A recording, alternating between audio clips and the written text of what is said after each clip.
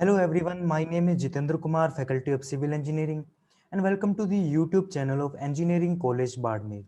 So student, this is the lecture of Bridge Engineering और आज के लेक्चर में हम बात करने वाले जनरल क्लासिफिकेशन जिसमें कर्वर्ट्स वगैरह के ऊपर थोड़ा सा फोकस करेंगे कि आईआरसी की तरफ से और जो इंडियन रेलवे है हमारा उनकी तरफ से क्या क्लासिफिकेशन रहता है हमारे ब्रिजेस का। उसके साथ ही साथ हम लोडिंग का थोड़ा सा इंट्रोडक्शन पार्ट पढ़ेंगे जिसमें विंड लोडिंग और सिस्मिक लोडिंग के ऊपर मेन फोकस रहेगा आज हमारा। तो चलिए देखते हैं क्लासिफिकेशन के बारे में। पहले जो जनरल क्लासिफिकेशन हमारे पास रहता है, जनरल क्लासिफिकेशन के हिसाब से हमने अब तक काफी सारे ब्रिजेस पढ़ लिए थे, लेकिन अब पढ़ रहे हैं नॉर्मल। अगर क्लासिफाई करना पड़े सारे के सारे ब्रिज को, चाहे उसमें आर्च टाइप ब्रिज आ जाए उसमें हमारा, या फिर सस्पेंडेड ब्रिज है, ठीक है, या केबल स्टेड ब्रिज, किसी भी ब्रिज की बात कर रहे हैं तो उसमें कनेक्शन के हिसाब से अगर बात करें तो कनेक्शन के हिसाब से मेरे पास वेल्डेड हो सकते हैं, रिवेटेड हो सकते हैं, और पिन जॉइंटेड ब्रिजेस की बात यहाँ पर हो सकती है। उसके साथ अगर लेवल ऑफ क्रॉसिंग की बात हो, ठीक है, लेवल ऑफ क्रॉसिंग कि हम जनरली क्या करते हैं कि नीचे अगर रेलवे है, वेट ए मिनट, नीचे अगर मेरा रेलवे लाइन जा रही है इस तरह से, ठीक है, तो हम रेलवे लाइन की क्रॉसिंग के लिए इसके ऊपर से कई बार ब्रिज प्रोवाइड करा देते हैं यूं, या फिर हम इसके अंडर से ब्रिज प्रोवाइड कराते हैं। तो अंडर पासिस हो गया उस टाइप का, तो वो हो जाएगा अंडर ब्रिज, और ओवर ब्रिज टाइप के यहाँ पर क्लासिफिकेशन हो जाएंगे लेवल ऑफ क्रॉसिंग के हिसाब से, किस रेलवे के ऊपर क्रॉसिंग करानी है या फिर नीचे क्रॉसिंग करानी है। तो इस हिसाब से हो जाएगा हमारा over bridge and under bridge. Okay, अब अलाइनमेंट की बात करें, wait a minute, let me erase this. Alignment की बात करें, अलाइनमेंट देखें पहले होता क्या है, ठीक है। किसी भी पासेज के लिए, चाहे रोड वगैरह का पासेज ही क्यों ना हो, तो सेंट्रल लाइन, ठीक है, उस पासेज की, उस पाथवे, रोडवे या फिर उस ब्रिज की जो सेंट्रल लाइन जिस पॉइंट पर, जिन पॉइंट्स पर कट कर रही होगी उसे उसका क्या कह देते हैं हम, अलाइनमेंट कह देते हैं। अब ये अलाइनमेंट अगर स्ट्रेट रहा तो स्ट्रेट अलाइनमेंट ब्रिज हो जाएगा, और अगर स्क्यू यानी कि टेढ़ा रहा, थोड़ा इंक्लाइनेशन आ गया उसके अंदर, तो उसे हम क्या कह देंगे, स्क्यू अलाइनमेंट ब्रिजेस कह देंगे।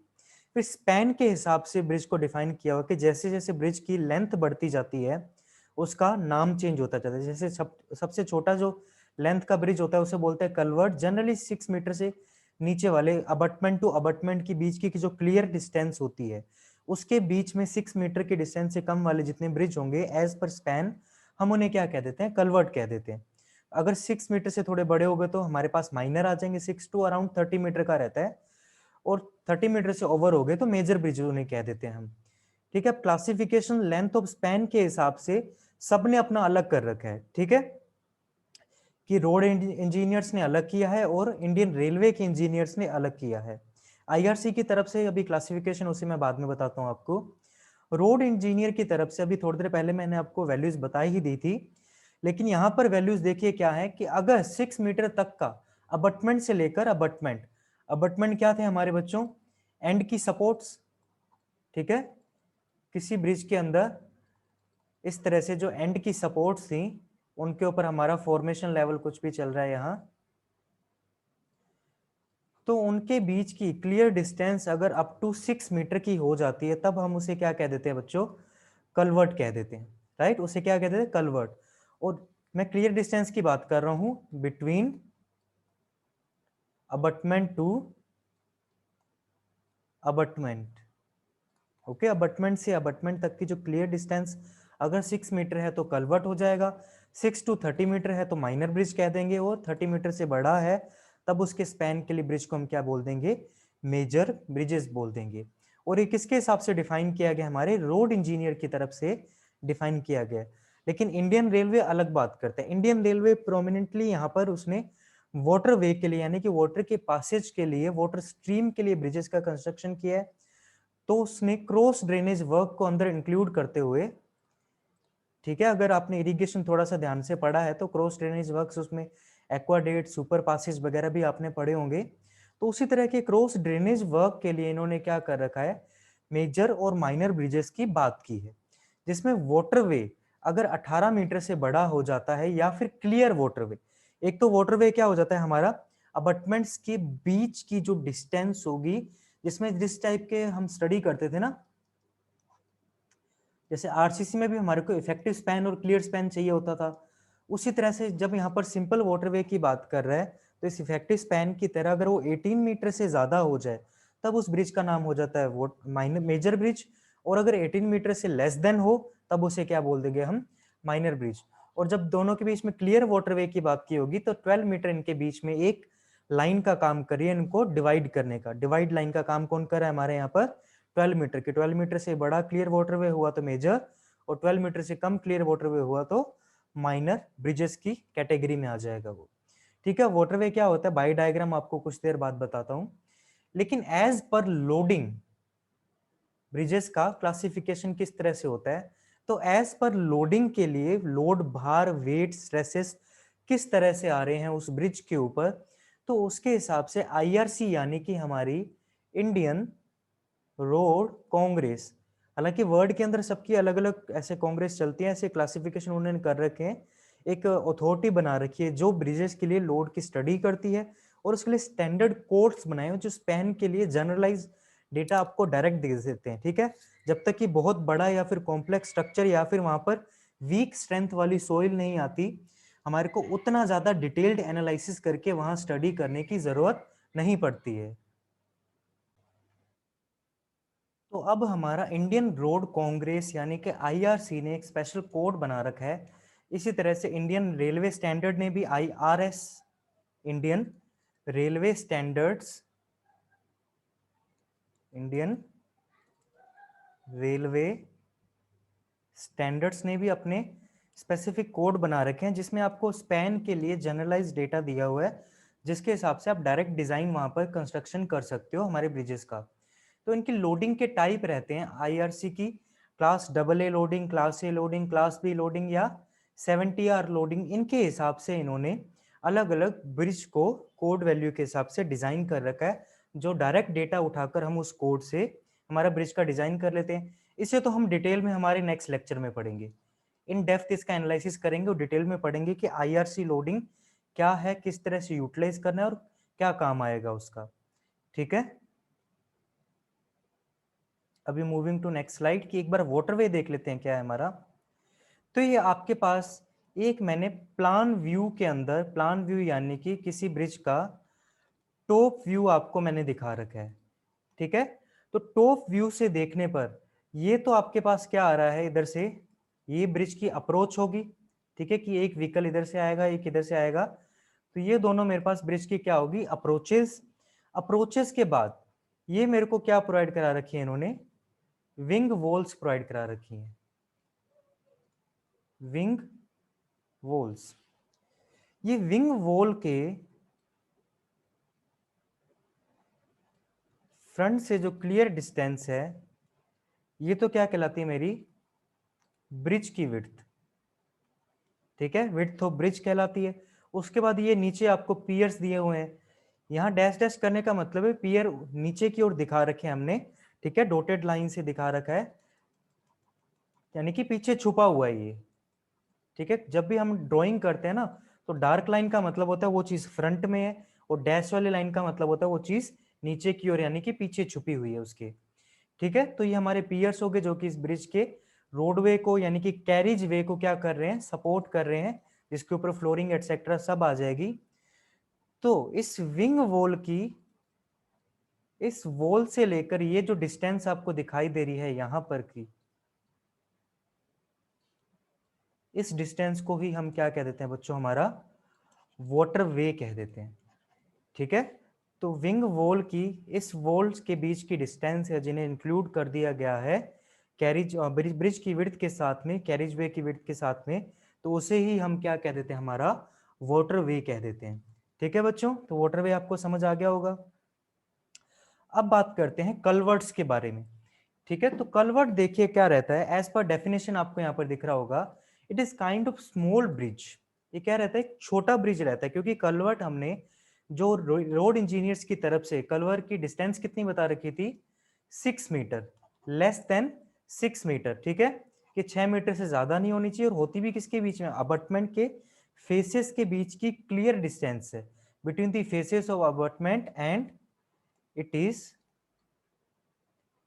Clear distance between them. जैसे हम क्लियर स्पैन की बात करते थे ना, उसी तरह से ही है। ठीक है, तो कलवर्ट एक तरह का क्रॉस ड्रेनेज वर्क है। क्रॉस ड्रेनेज वर्क का मतलब ये क्या करेगा, वाटर के पासेज को फ्लो करने के लिए काम आएगा। ठीक है, वाटर को पासेज देने के लिए जो स्ट्रक्चर काम आएगी उसे हम कलवर्ट कह देंगे, क्योंकि 6 मीटर से कम की डिस्टेंस का है। ठीक है, इसलिए सिर्फ वाटर का पासेज ही दे पा रहा है वहां पर, और generally most of the time of year ये ड्राई ही रहता है। क्रॉस ड्रेनेज वर्क के लिए मैं आपको कहूंगा कि बच्चों, इरिगेशन में जो हम क्रॉस ड्रेनेज वर्क्स पढ़ते हैं हमारे इरिगेशन और हाइड्रोलॉजी के अंदर, उन्हें आप अच्छे से पढ़ लें, जिसमें साइफन, मैं आपको नेम लिख के दे देता हूँ, आप इन्हें अच्छे से पढ़ लेना बाद में। कहीं से भी आपको किसी बुक में के अंदर से मिल जाएंगे, आपको सिंपल कीवर्ड्स जो होते हैं किसी बुक के सबसे पीछे जैसे नेम से मिल जाएंगे, वहां पर सर्च करके पेज नंबर सर्च करके आप आराम से पढ़ सकते हो। साइफन, एक्वाडेट, ठीक है, सुपर पासेज एटसेट्रा, इन सब की स्टडी करना। ठीक है, इन सबको अच्छे से पढ़ लेना, फिर आपको क्रॉस ड्रेनेज वर्क के बारे में चीजें पता लग जाएंगी।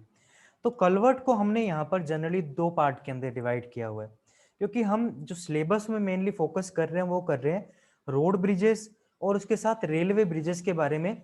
इसलिए यहाँ पर कलवर्ट भी मेरे कौन से हो गए, दो टाइप के क्रॉस ड्रेनेज के हिसाब से, एक हाईवे के लिए और दूसरा रेलवे के लिए। हाईवे के लिए होगा हाईवे कलवर्ट, रेलवे के लिए मेरा रेलवे कलवर्ट मैंने यहाँ पर यूज कर लिया। अब कलवर्ट की शेप देखिए आपको कैसी दिखाई देती है यहाँ पर। तो कलवर्ट के अंदर ये तो मेरे क्या हो गया, अबटमेंट्स या पियर कह दीजिए आप यहाँ पर, ये अबटमेंट हो गए मेरे,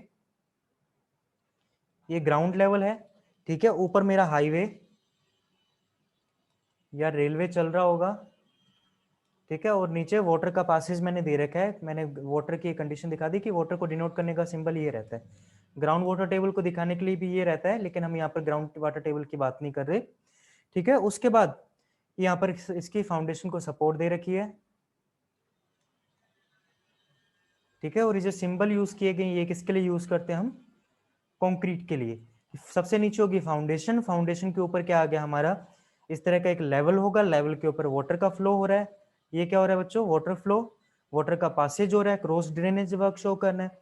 उसके ऊपर अबटमेंट हो गए हमारे इस तरह से, अबटमेंट के ऊपर ग्राउंड लेवल है जिसके ऊपर पासेज होगा हाईवे या रेलवे का। ठीक है, रोडवे, कोस्टवे, वट एवर, हमने वहां पर फॉर्मेशन लेवल लिख देते हैं सिंपल समझने के लिए। ये जो फॉर्मेशन लेवल प्रोवाइड करा रखा है, और उसके ऊपर हमने यहाँ क्या प्रोवाइड करा दी, पैरापेट वॉल। पैरापेट वॉल को समझाने के लिए बेसिक आपको बताता हूँ, जैसे छत के ऊपर हमारी चार दीवारी होती है ना, तो उसे भी हम क्या बोलते हैं, पैरापेट वॉल। तो उसी तरह की जो वॉल होती है उसे कह दिया जाता है पैरापेट वॉल। नेक्स्ट देखिए, ये वाला जो मेरे पास कलवर्ट है, ये आरसीसी बॉक्स कलवर्ट है, जिसके एज पर सिलेबस हमारे को हल्का डिजाइन स्पेसिफिकेशन की भी स्टडी करनी है।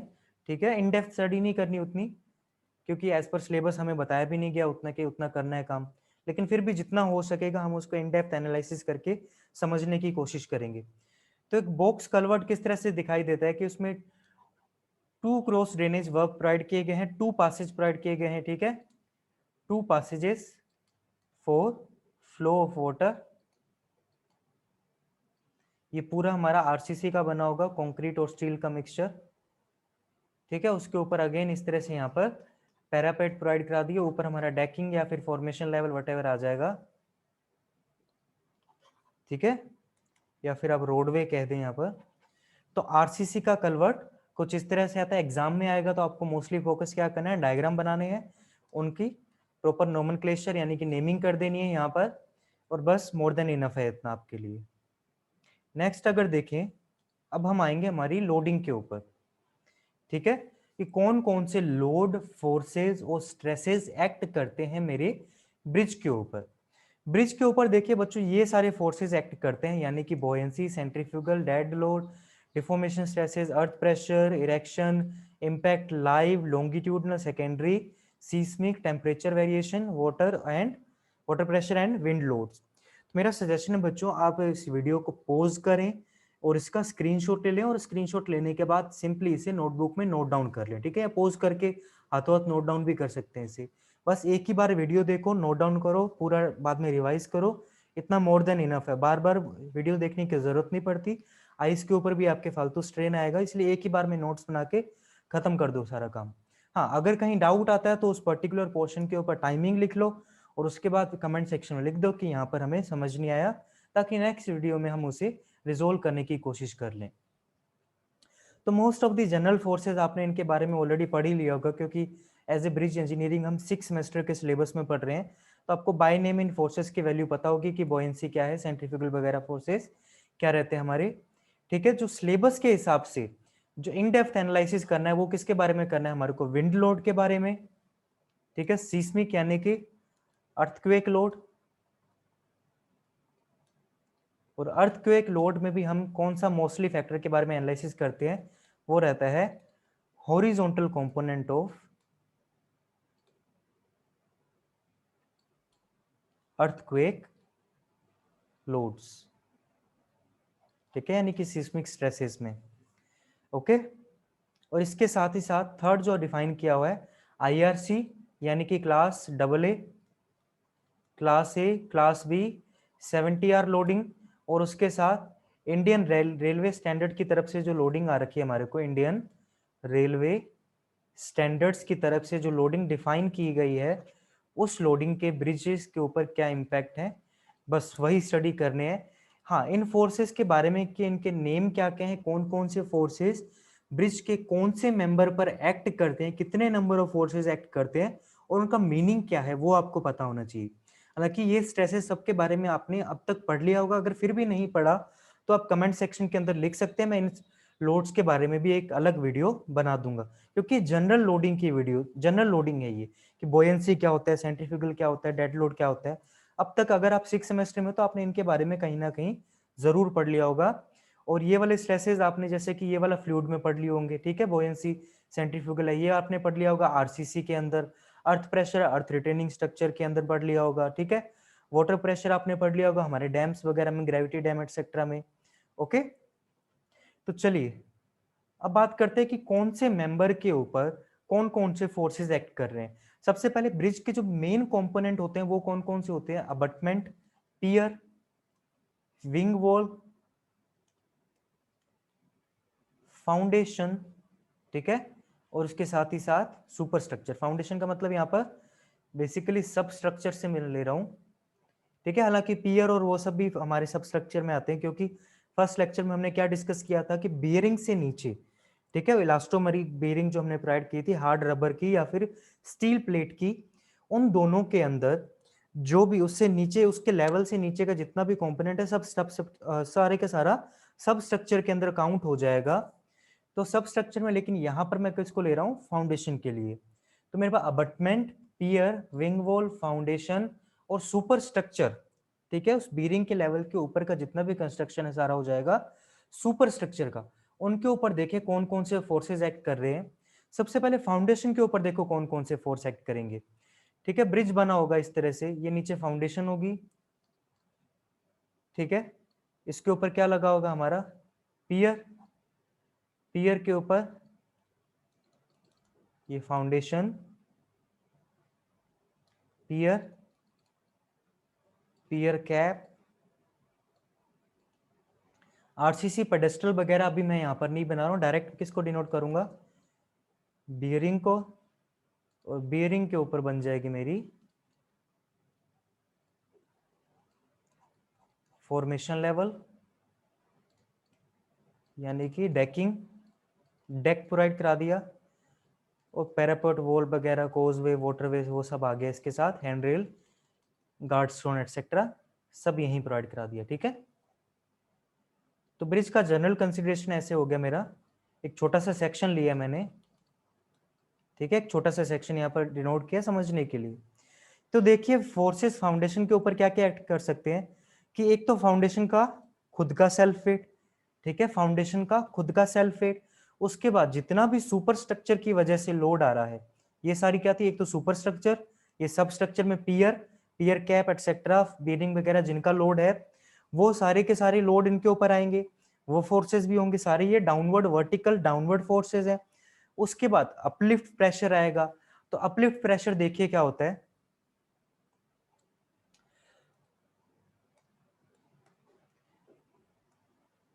जब भी सोइल के अंदर, हालांकि सोइल में आपने अब तक पढ़ ही लिया होगा लेकिन फिर भी बता देता हूं हल्का फुल्का, सोइल या फिर डैम के अंदर दोनों में हम अपलिफ्ट प्रेशर पढ़ते हैं। जब वाटर इन पोर्स होगा सोइल की, यानी कि ग्राउंड वाटर टेबल यहाँ पर प्रेजेंट होगी, तब पोर के अंदर वाटर प्रेजेंट होने की वजह से पोर प्रेशर लगेगा जो कि वर्टिकली अपवर्ड डायरेक्शन में लगेगा, ऊपर से आने वाले फोर्सेस होंगे उनको करेगा रेजिस्ट। तो इस तरह के जो स्ट्रेसेस होते हैं उसे हम क्या कह देते हैं, अपलिफ्ट प्रेशर बोलते हैं, ठीक है, जिनकी डायरेक्शन कुछ इस तरह से डिनोट की जाती है इन डैम्स। ठीक है, अपलिफ्ट प्रेशर की वाटर इस तरह से यहाँ पर प्रेजेंट था, वाटर अगर सीप करके जा रहा है तो यही वाटर का प्रेशर है ऊपर की ओर लगेगा, तो इसे बोल देते हैं अपलिफ्ट प्रेशर हमारा। नेक्स्ट है बोयंसी प्रेशर। तो बोयंसी प्रेशर आपको बताइए क्या होता है, बोयंसी भी बता देते हैं चलिए। तो एक बार मैं अलग से बोयंसी आपको बताता हूँ थोड़ा सा यहाँ पर, what is the meaning of बोयंसी। तो मेरी बात सुनिए, आपने फील किया होगा जब भी आप कभी तैरने गए होंगे या फिर किसी चीज को पानी में डालकर आपने उसे वापस उठाने की कोशिश की होगी, तब वो चीज हमें उठाने में लाइट लगती है, यानी कि हल्की लगती है। तो हल्की क्यों लगी, उसका मास तो अभी भी उतना ही है। अब मास उतना है तो ग्रेविटेशनल, हमने वहां पर एक्सेलरेशन तो चेंज किया नहीं है, ठीक है। किसी भी चीज का वेट यानी कि उसका फोर्स, वेट और फोर्स दोनों एक ही बात है, न्यूटन के अंदर हम मेजर करते हैं। क्या होता है हमारे पास, मास इंटू एक्सेलरेशन, और कौन सा, ग्रेविटेशनल एक्सेलरेशन, जिसकी वैल्यू 9.81 न्यूटन मीटर पर सेकंड स्क्वायर रहती है, ठीक है। एक्सेलरेशन है, न्यूटन गलती से बोल दिया। 9.81 मीटर पर सेकंड स्क्वायर के हिसाब से एक्सेलरेशन भी वही रहने वाला, मास भी वही है। तब ऐसा क्या हो गया कि वो चीज हमें हल्की लगने लगी। तो हल्की लगती है वो बोयंट फोर्स की वजह से, और जो एक्शन होता है उसी को हम बोल देते हैं बोयंसी। होता क्या एक्चुअल में कि वाटर सरफेस थी, वाटर था हमारे पास, वाटर के अंदर कोई भी हमने ऑब्जेक्ट इस तरह से अंदर डाल दिया, तो इस ऑब्जेक्ट का कुछ वॉल्यूम होगा, ठीक है, इस ऑब्जेक्ट का कुछ वॉल्यूम होगा, और इस वॉल्यूम ने अपने आसपास के वाटर को यहां से क्या कर दिया, डिस्प्लेस कर दिया। आसपास के वाटर को क्या कर दिया, वाटर इज डिस्प्लेस्ड, ठीक है।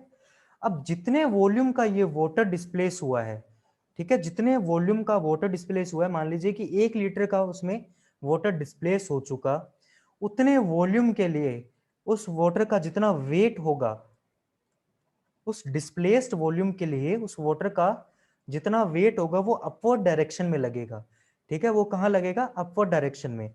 इसकी वजह से अपवर्ड डायरेक्शन में लग रहा है, नॉर्मल वेट क्या डाउनवर्ड डायरेक्शन में, दोनों एक दूसरे के अपोजिट डायरेक्शन में माइनस हो जाएगा, इसलिए चीज हमें हल्की लगती है। और ये एक्शन क्या कहलाता है, बोयंसी। और जो वेट आया है जो अपवर्ड डायरेक्शन में वाटर के डिस्प्लेस्ड वॉल्यूम के लिए लगने वाला वेट है, उसे हम क्या कह देते हैं, हमारा बोयंट वेट। और उसके कारण जो प्रेशर जनरेट हो रहा है वो कौन सा हो जाएगा, बोयंसी प्रेशर। क्योंकि पीएच वगैरह जनरली हम वाटर वे के लिए बना देते हैं, वाटर वहां पर प्रेजेंट रहता है, तो वाटर उसके ऊपर हल्का करने की कोशिश करेगा, यानी कि उसके ऊपर बोयंसी का प्रेशर लगाएगा, ठीक है। तो ये थे हमारे पास लगने वाले प्रेशर ऑन दी फाउंडेशन, कि कौन कौन से फोर्सेस एक्ट करते हैं फाउंडेशन के ऊपर। फाउंडेशन की बात होगी, अब फाउंडेशन के बाद क्या आ जाएगा हमारे पास, अबटमेंट्स। तो अबटमेंट के ऊपर देखिए कौन कौन से लोड लगे हैं। अबटमेंट अगर आपको याद हो तो इस तरह की कंस्ट्रक्शन थे हमारे, जो किसी भी ब्रिज के ऊपर, एक नॉर्मल सा ही ब्रिज बता रहा हूं आपको, ठीक है। एक बार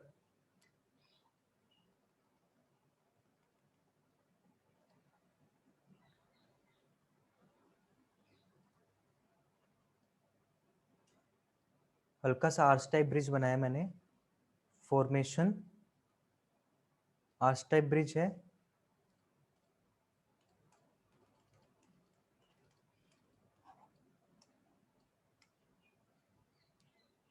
okay.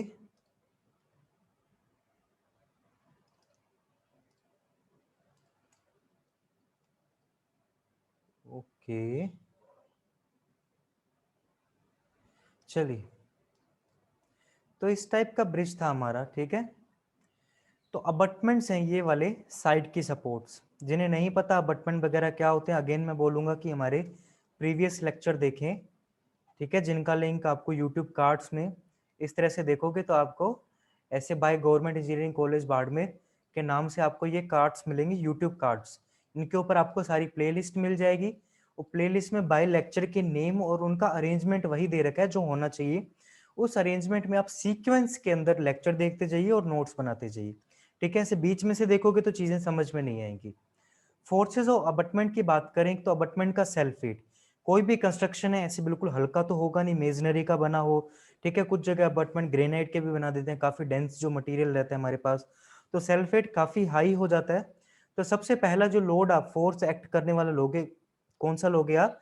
Self weight of the abutment. Next हो जाएगा load and forces from the upper part. Upper part यानी कि ये वाला पार्ट, यानी कि सुपर स्ट्रक्चर के ऊपर साथ में लगने वाले कौन कौन से लोड हो जाएंगे हमारे?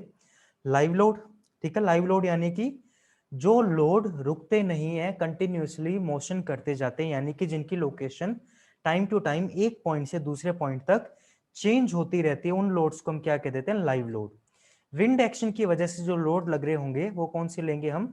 लेटरल लोड्स, ठीक है। लेटरल लोड यानी कि ब्रिज की जो डेकिंग यहाँ पर प्रोवाइड करा रखी है, आर्च ब्रिज है या फिर कोई भी ब्रिज है हमारा ट्रस का, तो लॉन्गिट्यूडनल डायरेक्शन में, यानी कि इसके 90 डिग्री की डायरेक्शन में, यानी कि जो पेन है ना आपकी तरफ आ रहा है उस वाली डायरेक्शन से हवा आती हुई जो लगेगी, विंड लगेगी, वो जो लोड लगाएगी, यानी कि लेटरल लोड, उसे हम कौन सा बोल देंगे? विंड लोड कह देंगे, ठीक है। और उसके साथ इंपैक्ट लोड, इंपैक्ट का मतलब क्या होता है? सडन लोडिंग, किसी भी चीज का अचानक से लोड लगाना क्या कहलाता है? Impact load.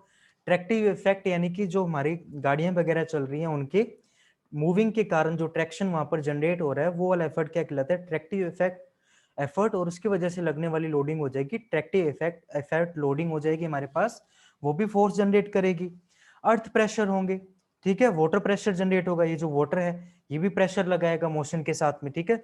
इस तरह से वाटर का फ्लो होगा तो वो भी क्या लगाएगा? वाटर अपना प्रेशर लगाएगा। और जनरली अगर वाटर का फ्लो ना भी हो तो वाटर किस तरह का प्रेशर लगाता है? एक हाइड्रोस्टैटिक प्रेशर, ठीक है। हाइड्रोस्टैटिक प्रेशर जिसकी वैल्यू कितनी हो जाती है? Gamma W H.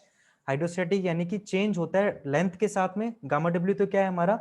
कांस्टेंट है, चेंज कौन हो रहा है? सिर्फ और सिर्फ एच। तो एक लीनियर वेरिएशन बनता है हमारे इस हाइड्रोस्टैटिक प्रेशर का यहाँ पर। नेक्स्ट है मेरा लॉन्गिट्यूडनल फोर्स, या फिर जिसके अंदर आ जाएगा मेरा सीस्मिक और रिएक्शन फ्रॉम सुपर स्ट्रक्चर, कि जो ऊपर वाला पार्ट है सुपर स्ट्रक्चर के ऊपर जितने भी फोर्सेस लग रहे हैं वो वाले हमारे किसके ऊपर आ जाएंगे? इंक्लूड कर दिए जाएंगे अबटमेंट्स के लिए। और longitudinal forces seismic longitudinal force हो जाएंगे, यानी कि इस तरह से डायरेक्शन में ट्रैफिक के फ्लो के साथ लगने वाले जो फोर्सेस हो जाएंगे वो हो जाएंगे लॉन्गिट्यूडनल फोर्स। और सीस्मिक के, जब भी सीस्मिक के कंपोनेंट के फोर्सेस लगते हैं, यानी कि अर्थक्वेक के फोर्स, तब वो दो पार्ट में डिवाइड होता है, एक तो हॉरिजॉन्टल कंपोनेंट में और दूसरा वर्टिकल कंपोनेंट में। वर्टिकल कंपोनेंट तो क्या होता है कि इस तरह से लग रहा है तो सेल्फ वेट अगर उसका भार ज्यादा हुआ स्ट्रक्चर का, जो भी ब्रिज वगैरह बनाया है, तो वर्टिकल कंपोनेंट तो नेग्लेक्ट हो जाता है। मेन दिक्कत किसकी आ जाती है? हॉरिजॉन्टल कंपोनेंट की, क्योंकि हॉरिजॉन्टल कंपोनेंट यानी कि लेटरल लोड, जो विंड और अर्थक्वेक के लोड्स हैं, इनका काम क्या रहता है? ये उस पॉइंट के रिस्पेक्ट में ओवर टर्निंग का, किसी सीजी वगैरह के रिस्पेक्ट में, या फिर जिस पॉइंट के अलोंग लग रहा है उस पॉइंट के रिस्पेक्ट में ये स्ट्रक्चर की ओवर टर्निंग का काम करते हैं। इसलिए जो अर्थक्वेक का हॉरिजॉन्टल कंपोनेंट और विंड लोड हमारे लिए मेन कंसर्न की बात हो जाती है। इसलिए इसी आपके सिलेबस में भी आपने देखा होगा मेन फोकस किसके ऊपर दिया है? विंड लोड और सीस्मिक के ऊपर। बाकी किसी लोड के बारे में इतना डिटेल में वहां पर पूछा भी नहीं हुआ, मेंशन भी नहीं किया हुआ, ठीक है। तो नेक्स्ट स्ट्रक्चर देखें, अबटमेंट के ऊपर कौन आ जाएगा? पियर, सबसे नीचे फाउंडेशन, फाउंडेशन के बाद साइड में अबटमेंट, अबटमेंट के बीच में इंटरमीडिएट जो कॉलम्स है उनको क्या बोल देंगे? पियर। पियर के अगेन अंदर पियर का खुद का सेल्फ वेट, ठीक है। फाउंडेशन, पियर्स, पियर कैप, बीरिंग, डेकिंग, पैरापेट, गार्डस्टोन वगैरह सब इसके अंदर इंक्लूड, वाटरवे, कोजवे, रोडवे, सब इंक्लूड करके एक बार ब्रिज का हल्का सा क्रॉस सेक्शन ले लिया एक बार, ठीक है। ये फाउंडेशन, हालांकि फाउंडेशन के नीचे भी pile foundation etcetera, pile cap, कौन सी एंड बेयरिंग है, फ्रिक्शन है, फ्रिक्शन पाइल है, ठीक है, उनके हिसाब से भी डिनोट है, लेकिन वो काफ़ी ज़्यादा अलग चीज़ें हो जाती है, वो हम पाइल्स के अंदर फाउंडेशन यानी कि हमारी सॉइल इंजीनियरिंग के अंदर पढ़ते हैं। यहाँ देखिए कि इस पियर के ऊपर हमारे क्या क्या स्ट्रेसेस एक्ट कर सकते हैं। एक तो खुद का सेल्फ वेट, ठीक है, खुद का भार होगा, क्योंकि आपको पता है पियर जनरली आरसीसी के बनाए जाते हैं, या फिर अगर हम इनको होलो पियर ले रहे हैं तो एक्स्ट्रा स्टील केसिंग देनी पड़ेगी जिसके अंदर फिलिंग सूटेबल मटेरियल होगा, सूटेबल फिलिंग मटेरियल होगा, ठीक है, तो उसके वजह से सेल्फ वेट आ जाएगा। अगेन इसके ऊपर भी विंड लोड लगेंगे। अपर पोर्शन है जो सुपर स्ट्रक्चर का पोर्शन है, ठीक है, बीरिंग के ऊपर वाला, उन सब के लोड आ जाएंगे। अगेन इम्पैक्ट और रेक्टिव भी आ जाएगा। नीचे लगने वाला जो वाटर है, ठीक है, hydrostatic pressure gamma W H जिसकी वैल्यू हो जाएगी वो भी यहाँ एक्ट कर रहा होगा। Longitudinal forces, seismic forces, reaction from super structure के कारण जो रिएक्शन आ रही है, ठीक है, ये फोर्स जनरेट हो रहा है तो इसके कारण जो रिएक्शन जनरेट होगी। बोयंसी फोर्स ऑफ सबमर्ज पार्ट। अब यहाँ पर ध्यान से देखिए क्या लिखा, बोयंसी फोर्स ऑफ सबमर्ज पार्ट, क्योंकि आपको पता है जब वाटर प्रेजेंट रहता है तब ऐसा तो है नहीं पूरे के पूरे पियर डूब जाएंगे, ठीक है, कि पूरे के पूरे पियर डूब जाएंगे और हमेशा पानी उतना ही रहेगा। पानी कभी कम होगा कभी ज्यादा होगा, तो उसके हिसाब से वाटर के फ्लो के यानी कि लेवल के वेरिएशन के हिसाब से जितना लेवल पे वाटर होगा उतना ही वहां पर हाइड्रोस्टैटिक प्रेशर लग रहा होगा और उसके साथ में उतना ही बोयंसी फोर्स लग रहा होगा। क्योंकि बोयंसी का मतलब थोड़ी देर पहले आपको मैंने क्या बताया कि बोयंसी यानी कि जितना वॉल्यूम का वाटर रिप्लेस हुआ उस वॉल्यूम का जितना वेट था वाटर का उतना अपर डायरेक्शन में लोड फोर्स लगा देना, लोड लगा देना, उसके कारण लगने वाली बोयंसी। अब तो वाटर चेंज होता रहेगा तो सबमर्ज पार्ट कभी इतना होगा कभी ज्यादा होगा, तो उसके कारण वॉल्यूम डिस्प्लेस कम होगा कभी ज्यादा होगा, तो उसके कारण लगने वाला बॉयंट फोर्स भी चेंज होता रहेगा, तो उसके कारण लगने वाला बॉयंट फोर्स है वो भी किस तरह से एक्ट कर रहा है, ठीक है।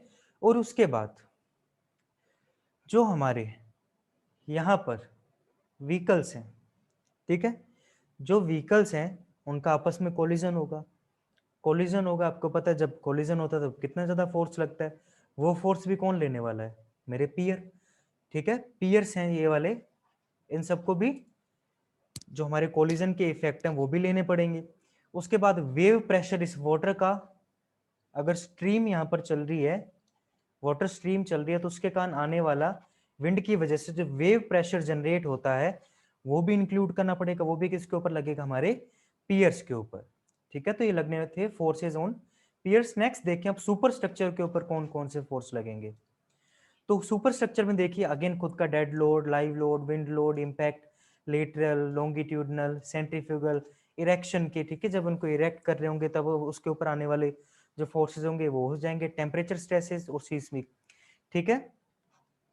अब टेम्परेचर स्ट्रेसेस किस तरह से देखिए, क्योंकि मेरी स्ट्रक्चर मोस्टली कैसी रहती है, इनडिटर्मिनेट, ठीक है, मोस्टली मेरी स्ट्रक्चर कैसी है, इनडिटर्मिनेट। तो एक एग्जांपल देखिए, ये बीम कैसी है, कैंटिलीवर, एक एंड फिक्स दूसरा एंड फ्री। जब इसके अंदर मैंने जैसे जैसे टेम्परेचर राइज किया तब इसका साइज इंक्रीज होगा, ठीक है, पहले इतनी बीम थी तो अब इतनी हो जाएगी, डेल्टा एल, साइज इंक्रीज हो गया, ओके। लेकिन डेल्टा एल साइज इंक्रीज हुआ तो क्या, इसको रिस्ट्रिक्ट करने के लिए कोई भी चीज नहीं है, तो आराम से मोशन करके साइज इंक्रीज कर जाएगा, जब ठंडा होगा वापस कूल डाउन होके वापस आ जाएगा। लेकिन आपको पता है ब्रिज जनरली कैसे रहता है, इनडिटर्मिनेट स्ट्रक्चर। फॉर एग्जांपल जैसे मैंने यहाँ पर बना दी एक मेरी फिक्स बीम के दोनों एंड फिक्स है, क्योंकि टेम्परेचर राइज कर रहा हूं इसकी लेंथ इंक्रीज होना चाहती है, लेंथ बढ़ना चाहती है, इधर की ओर लेंथ जाना चाहती है, ठीक है। जैसे ये बीम है मान लीजिए कि फिक्स कर दी है, फैलना चाह रही थी तो इस साइड फोर्स लगाएगी लेकिन मोशन कर नहीं पा रही, और जहां मोशन को रेस्ट्रिक्ट कर दिया वहां क्या हो जाएगा, स्ट्रेसेस जनरेट हो जाएंगे। तो इसके अंदर अब कंप्रेसिव स्ट्रेसेस जनरेट हो जाएंगे, क्योंकि जो सपोर्ट है वो उसको दबाने की कोशिश करेंगी, कंप्रेस करने की कोशिश करेंगे ताकि ये अपनी ओरिजिनल पोजीशन में ही रहे। इसके लिए क्या फोर्सेस जनरेट होंगे, इसके ऊपर कंप्रेसिव फोर्सेस जनरेट होंगे, कंप्रेसिव स्ट्रेसेस, जो कि पार्ट ऑफ टेम्परेचर स्ट्रेसेस है, जिनका कैलकुलेशन कैसे कर दिया जाता है कि एल अल्फा डेल टी, तो इसकी चेंज इन लेंथ हो जाएगी फॉर टेम्परेचर, क्योंकि एल अल्फा डेल टी इनकी change in length delta L है, तो डेल्टा एल अपॉन एल मेरे पास क्या आ जाएगा, एप्सिलॉन, जो कि इसकी स्ट्रेन की वैल्यू हो जाएगी। और एप्सिलॉन को अगर आप ई से मल्टीप्लाई करते हो तो वो मेरे पास क्या आ जाएगी यहाँ पर, इसका स्ट्रेस हो जाएगा, सिग्मा स्ट्रेस, क्योंकि टेम्परेचर की वजह से लग रहा है इसलिए कौन से स्ट्रेसेस हो जाएंगे, temperature stress, L C L length cut हो जाएगी, और इस टेम्परेचर स्ट्रेस सिग्मा टी की वैल्यू हमारे पास कितनी आ जाती है generally, E alpha degree T, जहाँ पे ई तो क्या है यंग्स मॉडुलस ऑफ मटेरियल जिसके अब हमने ब्रिज बना रखा है, उसके बाद अल्फा क्या है मेरा coefficient of thermal expansion, coefficient thermal expansion, और डेल्टा टी क्या है चेंज इन टेम्परेचर पर डिग्री सेल्सियस के अंदर जनरली रहता है कि अगर हमारा टेम्परेचर चेंज हमने डिग्री सेल्सियस में लिया है तो ये जो डेल्टा टी टेम्परेचर है, oh sorry coefficient of thermal expansion है वो किस में दिया होता है हमारा पर डिग्री सेल्सियस में, और जो टेम्परेचर चेंज है वो डिग्री सेल्सियस के अंदर रहता है। ठीक है बच्चों, तो इसकी वजह से आने वाले स्ट्रेसेस थे टेम्परेचर स्ट्रेसेस। अब क्योंकि ऊपर की जो स्ट्रक्चर है उसे हमने रिस्ट्रेन कर रखा है, इस तरह से स्लैब्स वगैरह भी आप बनाते हो, तो अगर हम उसे मोनोलिथिक स्ट्रक्चर बनाने की कोशिश करें, बीच में कहीं जॉइंट्स ना दे, जिन जॉइंट को हम एक्सपेंशन जॉइंट्स बोल देते हैं। ठीक है, रोड्स के अंदर भी प्रोवाइड होते हैं वो वॉल्स वगैरह जिनकी अगर लेंथ 40 मीटर से ज्यादा हो जाए, वहां भी हम प्रोवाइड कराते हैं एक्सपेंशन जॉइंट, जिनके अंदर एक फिलिंग मटेरियल प्रोवाइड किया जाता है जो कि कंप्रेसिबल और स्ट्रेचेबल मटेरियल होता है। जैसे एक्सपेंड होता है तो मटेरियल स्ट्रेच हो जाता है बीच में। ठीक है, तो ये जो एक्सपेंशन जॉइंट वहां पर हमें प्रोवाइड कराने पड़ते हैं इन दी लॉन्गिट्यूडनल डायरेक्शन, ताकि इनके कारण ये स्ट्रेसेस जनरेट ना हो पाए, वरना ये स्ट्रेस जनरेट होंगे फिर इनके लिए अब डिजाइन करो अलग से, इनको भी कंसिडर करो, इससे अच्छा एक्सपेंशन जॉइंट ही प्रोवाइड करा दो ना। ठीक है, तो ये थे forces acting on super structure. अब जो मेन स्ट्रेसेस की बात करनी है वो देखिए हमारे पास कौन कौन से हैं बाय सिलेबस, जिनके बारे में थोड़ा सा डिटेल में आपको पढ़ना है। एक है हमारा सीस्मिक लोड यानी कि अर्थक्वेक लोड,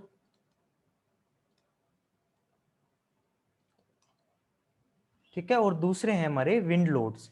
अर्थक्वेक लोड की खासियत क्या रहती है कि नीचे फोकल पॉइंट से जनरेट होकर, फोकस से जनरेट होकर ऊपर जो भी ग्राउंड के ऊपर पॉइंट है यानी कि उसका एपिसेंटर है उसके ऊपर स्प्रेड होके ये कौन सी डायरेक्शन में जाते हैं, दो डायरेक्शन में जाते हैं। ठीक है, एक तो इसका वर्टिकल कंपोनेंट रहता है, ईवी बोल दो, ठीक है, और इसका हॉरिजॉन्टल कंपोनेंट आ जाएगा ई एच। वर्टिकल कंपोनेंट को तो कौन रेजिस्ट कर देगा, मेरा self weight of bridge resist कर देगा। ठीक है, सेल्फ वेट की उसका वेट ज्यादा हो तो वर्टिकल कंपोनेंट रेजिस्ट हो जाएगा। जैसे ग्रेविटी डैम के अंदर भी फॉर एग्जांपल हम देखते हैं कि वहां पर जो ग्रेविटी डैम है उसके सेल्फ वेट की वजह से अपलिफ्ट है, जो एक्स्ट्रा स्ट्रेस है जितने भी आ रहे हैं उनको रेजिस्ट कौन करता है, हमारा खुद का सेल्फ वेट करता है। उसी तरह से यहाँ पर ब्रिज का सेल्फ वेट भी इसके वर्टिकल कंपोनेंट को रेजिस्ट कर लेगा। लेकिन जो मेन फैक्टर आता है कौन आता है, हॉरिजॉन्टल, जो कि लेटरल डायरेक्शन में के अंदर लग रहा है, जो कि ओवरटर्निंग वगैरह फ्रिक्शन फेलियर वगैरह करने की यहाँ पर कोशिश करता है। और जो इसकी स्टडी की जाती है कि लग कितना रहा है, तो इसको ऐसे कैलकुलेट किया जाता है percentage of self weight of that structure. ठीक है, percentage of self weight of that structure, क्योंकि स्ट्रक्चर मेरी जो इस तरह से खड़ी है इसके ऊपर हॉरिजॉन्टल कंपोनेंट था, ये खुद स्ट्रक्चर को हिलाने की कोशिश करेगा तो उसका एक परसेंटेज ले लिया जाता है हॉरिजॉन्टल कंपोनेंट किसका, खुद की स्ट्रक्चर के सेल्फ वेट का। ठीक है, तो अब लेटरल फोर्स को कैलकुलेशन करने के लिए एक इक्वेशन दी गई है हमारे पास। इक्वेशन क्या रहती है, S equals to S X W, जिसमें एस तो मेरे पास क्या है लेटरल फोर्स है ड्यू टू अर्थक्वेक। ठीक है, इस हॉरिजॉन्टल कंपोनेंट की ही बात कर रहा हूँ। ये जो मैंने ई एच यहाँ पर लिखा है ना, वही मेरा क्या है एस है यहाँ पर, यानी कि लेटरल कंपोनेंट या फिर हॉरिजॉन्टल कंपोनेंट ऑफ अर्थक्वेक यहाँ पर हो जाएगा, वही मेरा क्या हो जाता है यहाँ पर एस। तो ये एक्स क्या है, एक्स है मेरा सीस्मिक कोफिशिएंट फॉर रीजन। जगह के हिसाब से सीस्मिक कोफिशिएंट चेंज होता रहता है। ठीक है, हमारे इंडिया के अंदर सीस्मिक वैल्यू के लिए हमारे इंडिया को 5 पार्ट्स के अंदर डिवाइड किया हुआ है, 5 जोन के अंदर डिवाइड किया हुआ, zone 1, zone 2, zone 3, zone 4 and zone 5। Zone 1 and 2 के अंदर इतने ज्यादा स्ट्रेसेस नहीं लगते, लेकिन जैसे ही जोन का लेवल बढ़ा यानी कि 3, 4 और 5 हुआ, वहां पर अर्थक्वेक यानी कि सीस्मिक लोड को कंसिडर करना पड़ता है, क्योंकि फिर दिक्कत आने लग जाती है। अर्थक्वेक रेजिस्टेंस स्ट्रक्चर वहां पर बनानी पड़ती है, शियर वॉल प्रोवाइड करानी पड़ती है। ठीक है, या फिर आपकी जैसे शियर वॉल की जगह जो लिफ्ट की डक्ट होती है ना, वो भी एज ए शियर वॉल का काम करती है। बिल्डिंग के अंदर बता रहा हूं मैं, बिल्डिंग के अंदर भी अर्थक्वेक रेजिस्टेंस स्ट्रक्चर बनाने के लिए वहां पर उसकी रिजिडिटी को बढ़ाया जाता है बिल्कुल। ठीक है, क्योंकि एकदम से हम फ्लेक्सिबल स्ट्रक्चर तो वहां पर बना नहीं सकते, क्योंकि अर्थक्वेक को रेजिस्ट करने के दो तरीके हैं, या तो रिजिडिटी स्ट्रक्चर की बहुत ज्यादा बढ़ा दो, अगर रिजिडिटी इतनी कम होगी, रिजिड तो है स्ट्रक्चर लेकिन कम है, तो वहां पर क्या होगा, अगर अर्थक्वेक की वैल्यू उस रिजिडिटी से ज्यादा होगी तो स्ट्रक्चर का ब्रिटल फेलियर हो जाएगा, वहां पर कोलैप्स हो जाएगी। लेकिन अगर रिजिडिटी बहुत ज्यादा हुई तो उसको कोलैप्स करने में कामयाब नहीं हो पाएगा अर्थक्वेक, नॉर्मल अर्थक्वेक। अब रिक्टर 7 से ऊपर का हो तो उसकी तो क्या ही बात करें, ठीक है। लेकिन उससे कम है तो फिर भी हम थोड़ा सा रेजिस्ट वहां पर कर लेंगे। या फिर स्ट्रक्चर के अंदर कंपोनेंट वहां पर फ्लेक्सिबल कंपोनेंट ऑफ स्ट्रक्चर हो, ठीक है। फ्लेक्सिबल कंपोनेंट है, फ्लेक्सिबल कंपोनेंट क्या करते हैं, उस जो फोर्सेज होते हैं अर्थक्वेक के, स्ट्रेसेज हैं, वेव्स हैं, उनको एब्जॉर्ब कर लेते हैं। ओवरऑल एब्जॉर्ब कर लेंगे तो उसका प्रोपोगेशन नहीं होगा, वेव्स का, वेव का प्रोपोगेशन नहीं होगा, तो स्ट्रक्चर को हार्म करने से थोड़ा सा बच जाएंगे वहां पर, ठीक है। तो एक्स का कोफिशिएंट हम देखने वाले हैं, इसके लिए एक स्पेशल टेबल है।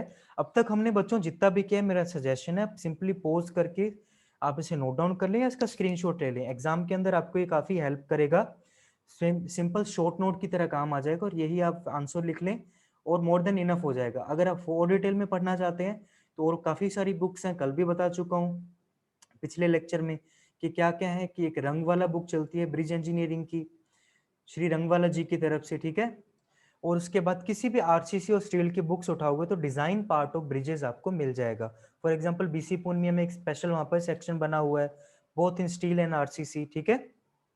तो हम बात करें नेक्स्ट, किस डब्ल्यू का मतलब क्या है, weight of mass under consideration ignoring reduction due to buoyancy और अपलिफ्ट, ठीक है। अब रिडक्शन देखिए यहाँ पर क्या लिखा है, रिडक्शन का मीनिंग क्या हो जाता है, आपको पता था अपलिफ्ट जो फोर्स था हमारा वो क्या लगता है, ऊपर की ओर।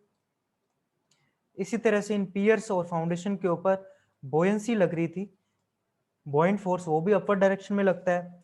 तो इन दोनों के कारण जो रिडक्शन होने वाला है स्ट्रक्चर के वेट में, उसे तो हम कर देते हैं इग्नोर, ठीक है। उसको इग्नोर करने के बाद जो हमारे पास वेट आया है उसको कंसिडर में ले लिया है, और उसी वेट को यहाँ पर इस हॉरिजॉन्टल कंपोनेंट को, अर्थक्वेक के हॉरिजॉन्टल कंपोनेंट यानी कि लेटरल फोर्स को इवैल्यूएशन करने के लिए इस इक्वेशन के अंदर यूज किया जाता है, ठीक है। तो इनकी वैल्यू देखिए, टेबल यहाँ पर मैंने बना रखी है ऑलरेडी। ये यहाँ पर आपको वैल्यू दे रखी है, मैंने जैसे कि मैंने बताया था कि 5 जोन के अंदर डिवाइड किया हुआ है, जोन 1 2 3 4 5। 1 और 2 के अंदर तो हमारे को इतनी दिक्कत नहीं आती, वहां पर सिंपली काम चल जाता है नॉर्मल स्ट्रक्चर से। लेकिन जैसे जैसे जोन बढ़ा तो मेरे को पियर का ऊपर जो फाउंडेशन है बीरिंग के साथ में, ठीक है, ऊपर की जो सुपर स्ट्रक्चर है उसका एंकरेज बहुत स्ट्रॉन्ग करना पड़ता है। अगर एंकरेज स्ट्रॉन्ग नहीं करोगे तो उसके उखड़ने की, बाहर से निकलने की चांसेस काफी ज्यादा बढ़ जाते हैं। आप देख रहे होंगे यहाँ पर सॉइल के टाइप के हिसाब से भी जो मेरा कोफिशिएंट एक्स था, हॉरिजॉन्टल सीस्मिक कोफिशिएंट एक्स की वैल्यू देखे बढ़ती जा रही है, ठीक है। जैसे जैसे सॉइल का मेरा टाइप यहाँ पर चेंज हो रहा है, हार्ड टू सॉफ्ट सॉइल के अंदर जा रही है तो उसका कोफिशिएंट बढ़ता जाता है। और उसके साथ में आप देखिए जोन 1 के अंदर हार्ड सॉइल में तो 0, मतलब लगभग नेग्लिजिबल अर्थक्वेक वहां पर शो कर रखे हैं। तो वहां पे जितनी भी बिल्डिंग है वो अर्थक्वेक के लायबल नहीं है, यानी कि बिल्डिंग क्या, वहां पर जितनी जोन है वहां पर अर्थक्वेक इतना नहीं आता है, यानी कि लगभग 0 मान के चल रहे हैं। तो अर्थक्वेक रेजिस्टेंस स्ट्रक्चर बनाने की जरूरत वहां पर जोन 1 में हार्ड सॉइल के ऊपर अपन को नहीं पड़ती। लेकिन जैसे जैसे मैं नीचे जाता हूँ जोन 5 के अंदर एकदम कंडीशन हो जाती है मेरी सिवियर, सिवियर यानी कि एकदम खतरनाक कंडीशन हो गई है। यहाँ पर अर्थक्वेक जो रेजिस्टेंस फोर्सेज आएंगे काफी अच्छे वाले आएंगे। हालांकि मैं आपको बता दूं, आपको इन 3 जोन के ऊपर ज्यादा जोर देना है, 3, 4 एंड 5th जोन के ऊपर, ठीक है। 3rd, 4th एंड 5th जो अर्थक्वेक जोन है उसको आपको ज्यादा कंसिडरेशन में यहाँ पर लेना पड़ेगा, ठीक है। ये टेबल थी, आपको इसको रिवाइंड करके सिंपली इसका स्क्रीनशॉट ले लें या फिर नोटबुक में नोट डाउन कर लें। नेक्स्ट अब कुछ इंपॉर्टेंट फैक्ट्स हैं अर्थक्वेक के ऊपर, वो आपको बता दूं मैं। इंपॉर्टेंट फैक्ट्स में सबसे फर्स्ट फैक्ट देखिए, जो हॉरिजॉन्टल कंपोनेंट था हमारा, ये हॉरिजॉन्टल कंपोनेंट ऑफ अर्थक्वेक, ये किसी भी डायरेक्शन से लग जाता है, ठीक है। कि ऐसा नहीं कि आप सिर्फ लॉन्गिट्यूडनल डायरेक्शन लोगे, यानी कि उस ब्रिज की लॉन्गिट्यूडनल या फिर लेटरल डायरेक्शन ओनली लोगे। तो कोई भी कंस्ट्रक्शन की, बिल्डिंग की कंस्ट्रक्शन है किसी भी डायरेक्शन में, यानी कि चारों तरफ उसके सीजी के अलोंग, उसके सीजी के along in any direction this horizontal component can work out, ठीक है। तो आपको सारी डायरेक्शन के ऊपर वहां पर प्रॉपर प्लानिंग करके वहां पर डिजाइन करना पड़ेगा। सेकंड, अगर इसके कंपोनेंट की बात करूं तो लाइव लोड के लिए भी अर्थक्वेक का कंपोनेंट लगेगा, ठीक है। लाइव लोड के लिए भी अर्थक्वेक का कंपोनेंट लगेगा। लेकिन लाइव लोड में क्या बात होती है कि इस तरह से देखिए कि मेरे पास एक गाड़ी थी, ठीक है, लाइव लोड के अंदर मैं अभी कार्स वगैरह लूंगा, ओके।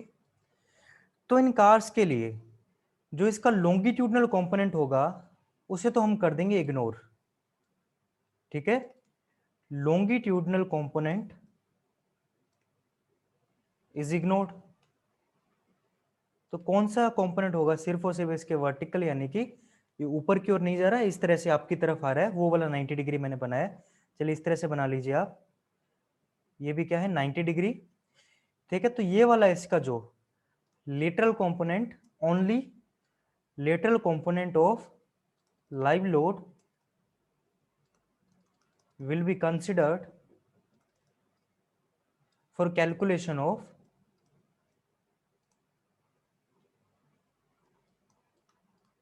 earthquake loads, ठीक है। लेकिन लाइव लोड को भी कंसिडर करना पड़ेगा, लेकिन उसका सिर्फ और सिर्फ वहां पर लेटरल कंपोनेंट लगेगा, लॉन्गिट्यूडनल यानी कि ट्रैफिक के डायरेक्शन के अंदर लगने वाला जो कंपोनेंट है उसे आप कंसिडर नहीं करोगे। उसी तरह से पियर्स की बात करूं अगर मैं, तो ये जो मैंने पियर बनाए हैं,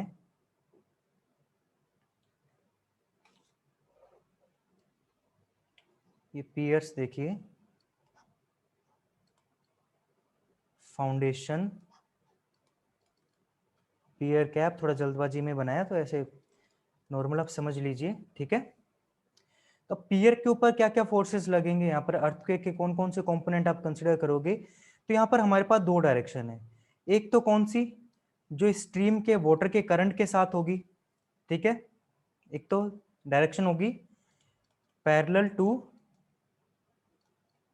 वाटर स्ट्रीम,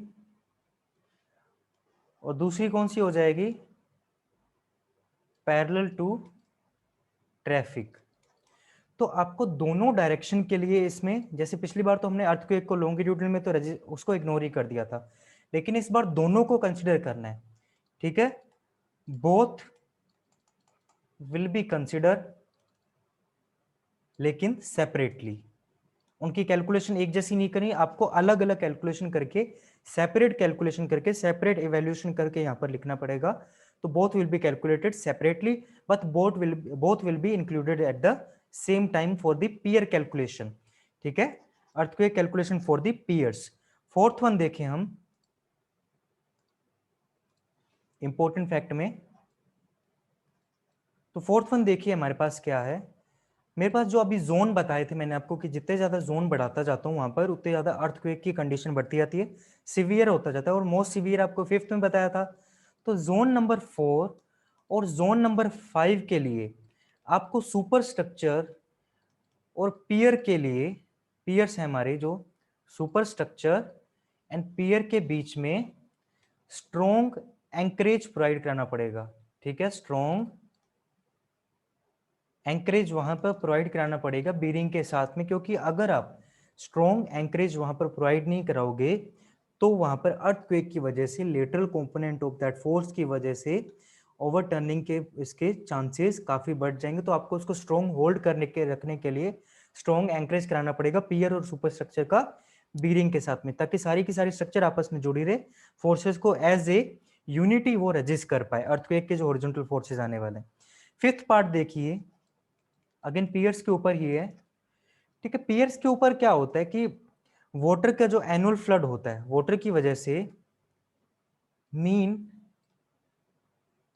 एनुअल फ्लड की वजह से जो लोड लग रहे हैं, या फिर मीन एनुअल फ्लड की वजह से जो फोर्सेस लग रहे हैं, और जो अर्थक्वेक की वजह से फोर्सेस लग रहे हैं, ठीक है, उनको आपस में रिलेट किया जाता है, these are related to each other. लेकिन रिलेट इस तरह से किया जाता है कि एक टाइम पर एक ही लगेगा, ठीक है, कि इनके लिए अगर आपको कैलकुलेशन करनी है तो किस तरह से करेंगे कि मीन एनुअल फ्लड की वजह से इसकी जितनी स्कोरिंग हो जाएगी, स्कोरिंग मतलब इसके मटेरियल का, मिट्टी वगैरह जो है उसके पार्टिकल का उखड़ उखड़ के बाहर निकल जाना। जैसे कि मान लीजिए इस तरह का स्ट्रक्चर थी, ये लेवल था, लेकिन जैसे ही वाटर का यहाँ पर फ्लो हुआ तो छोटे छोटे पार्टिकल बाहर निकलने लग गए इधर से, और यहाँ पर एक टाइप का डिप्रेशन टाइप बन गया। तो इस प्रोसेस को बोलते हैं स्कोरिंग। तो मीन एनुअल फ्लड में आपके वैसे इरिगेशन और हाइड्रोलॉजी में पढ़ोगे, अगर आप डिटेल में वहां पर देखोगे तो स्कोरिंग के लिए लेसी स्कोर डेप्थ भी दी होती है, जिसकी value 1.35 Q square upon F की पावर 1/3 दी होती है। इसके ऊपर काफी हमारे पास क्या कहते हैं उन्हें, ऑब्जेक्टिव जो क्वेश्चन पेपर रहते हैं, ठीक है। कंपटीशन एग्जाम की बात कर रहा हूँ, कंपटीशन एग्जाम में इस फॉर्मूला के ऊपर तो बहुत सारे क्वेश्चन पूछे गए हैं। मतलब हर बार हर पेपर में, हर दूसरे तीसरे पेपर में लेसी स्कोर डेप्थ के ऊपर तो क्वेश्चन पूछते हैं। तो उसी स्कोर डेप्थ के हिसाब से जो मीन एनुअल फ्लड, इसके ऊपर जो लोड्स लगा रहे हैं, और अर्थक्वेक को इससे रिलेट करके जितना लोड लगेगा आपस में रिलेट करके एक टाइम पर एक, ये नहीं माना जाता कि दोनों एक साथ ही लग जाएंगे, फिर तो हमारे स्ट्रक्चर को तो कौन ही बचाए देखें, ठीक है। उसका तो फिर कोई आसरा नहीं, कभी भी गिर जाएगी। ओके, तो पियर के ऊपर अर्थक्वेक के अगर फोर्सेस को आपको मीन एनुअल फ्लड के साथ रिलेट करना है तो किससे रिलेट करेंगे, एज ए स्कोरिंग में। इसके लिए लेसी के लिए फॉर्मूला, लेसी स्कोर डेप्थ का कितना रह जाता है 1.35 क्यू स्क्वायर अपॉन एफ की पावर 1/3। इसके बारे में आप इरिगेशन और हाइड्रोलॉजी में डिटेल में पढ़ सकते हैं। ओके, नेक्स्ट अगर पॉइंट की बात करूं तो नेक्स्ट पॉइंट क्या है मेरे पास, इन अर्थक्वेक के जो जोन थे, जोन नंबर 3, जोन नंबर 4 और जोन नंबर 5, इनके अंदर थोड़े से अर्थक्वेक क्या लगते हैं, अर्थक्वेक फोर्सेस थोड़े हाई होते हैं, ज़्यादा होते हैं। तो अर्थक्वेक फोर्सेस हाई है, और आपको पता है जितना ज़्यादा हम स्पैन को इंक्रीज करते जाएंगे उसके फेलियर होने के चांसेस उतने ज़्यादा हो जाएंगे। यानी कि एक तो लोड, लेटरल लोड ज़्यादा लग गए, ठीक है, लेटरल लोड ज़्यादा लग गए तो उनके फेलियर होने के चांसेस ज़्यादा, ठीक है। तो हमें बेसिकली स्पैन को रेस्ट्रिक्ट करना पड़ेगा, कौन से जोन में, जोन नंबर 3, 4 एंड 5 के अंदर। तो स्पैन इन केसेस के अंदर 10 मीटर से ज्यादा नहीं होना चाहिए, ठीक है। इसी तरह से अब स्पैन की बात होगी तो बड़े बड़े स्पैन में आपको, अगर मैंने लास्ट लेक्चर आपने देखा तो ज्यादा बड़े बड़े स्पैन किसके अंदर आते थे, हमारे सस्पेंशन ब्रिजेस के अंदर, ठीक है। तो जब भी सस्पेंशन ब्रिजेस की बात आई और अर्थक्वेक की वहां पर बात करने वाले हैं, तो सस्पेंशन ब्रिजेस के लिए आप सिंपल कोड के ऊपर काम नहीं कर सकते, वहां पर आपको in depth detailed analysis, careful detail analysis करना पड़ेगा, ठीक है। वहां पर ये सारे जो स्टैंडर्ड प्रोसीजर है वो इसमें काम नहीं आएगी, उसमें स्पेसिफिक केस कंडीशन के हिसाब से कि वहाँ की सॉइल कैसी है, वहाँ पर लोड्स कैसे आ रहे हैं, कितना आ रहा है, पास्ट में कितना आया। तो सस्पेंशन ब्रिज के लिए इन डेप्थ केयरफुली एकदम डिटेल्ड एनालिसिस करके बाद में ही कंस्ट्रक्शन करना पड़ेगा वहां पर, ठीक है। तो ये थे हमारे कुछ important fact related to the seismic load. अब आज के लिए जो हमारे लास्ट लोड पढ़ने वाले हैं वो रहेंगे हमारे बच्चों wind loads. Okay, last one है हमारी विंड लोड। तो विंड लोड क्या रहता है, विंड लोड भी एक टाइप का लेटरल लोड है हमारे पास, क्योंकि मोस्टली जो लेटरल लोड आ रहे हैं उन्हीं को देखा मैंने, आपने कंसिडर कर रखा है, बोयंसी अपलिफ्ट वगैरह को एक बार छोड़ दिया, हमारे को हाइड्रोस्टैटिक प्रेशर वगैरह सबको एक बार बाहर रखा हुआ है। कंसिडरेशन मेन किसका किया है, विंड लोड का, सिस्मिक का और आईआरसी की लाइव और इम्पैक्ट लोडिंग के कारण, यानी कि इंडियन रोड कांग्रेस की तरफ से और इंडियन रेलवे स्टैंडर्ड आईआरएस की तरफ से जितने हमारे पास लोड्स आ रखे हैं उनके लिए सेपरेट कोड है, वो आपको बाय कोड में दिखा दूंगा कि कितनी कितनी वैल्यूज हैं। यहाँ पर आप देखिए कि विंड लोड के लिए विंड का जो प्रेशर होता है जिसे न्यूटन पर मीटर स्क्वायर में हम मेजर करते हैं पर एरिया के ऊपर, ठीक है। प्रेशर को किसके ऊपर मेजर किया हुआ, पर एरिया के ऊपर। तो कितना हो जाएगा, P इज इक्वल टू हो जाएगा के वी स्क्वायर, जो कि हमारा wind pressure basically directly proportional होता है उसकी विंड की वेलोसिटी के स्क्वायर के, ठीक है। कहीं पर भी हाई राइज बिल्डिंग भी आप पढ़ोगे तो उसमें भी यही डिटेल की रखी है कि विंड का प्रेशर है वो डायरेक्टली प्रोपोर्शनल होता है विंड की वेलोसिटी के स्क्वायर के, ठीक है। तो वही आपको इनके अब्रीवेशन दे रखा है कि पी का मीनिंग क्या है, के देखिए क्या है कि के कांस्टेंट है जो डिपेंड करता है मेट्रोलॉजिकल कंडीशन, यानी कि वहां का मौसम कैसे, ठीक है। बेसिकली मेट्रोलॉजिकल का मतलब क्या होता है, मौसम का कैसा है वहां की जलवायु वगैरह कैसी है। तो मेट्रोलॉजिकल कंडीशन के हिसाब से, और जो सरफेस एक्सपोज कर रखी है हमने, किस टाइप की सरफेस है, वहां पर ब्रेसिंग वगैरह प्रेजेंट है या नहीं, तो सरफेस के हिसाब से जितने लोड आ रहे हैं इस के की वैल्यू चेंज होती रहती है, ठीक है। जैसे के की वैल्यू आपको कितनी दे रखी है, इसकी वैल्यू वेरीज फ्रॉम 0.0512 टू 0.095, एक कांस्टेंट है इसलिए यहाँ पर यूनिट्स वगैरह कोई नहीं है। उसके बाद यहाँ देखिए वेलोसिटी ऑफ विंड देखिए कितनी है, किलोमीटर पर आर के हिसाब से,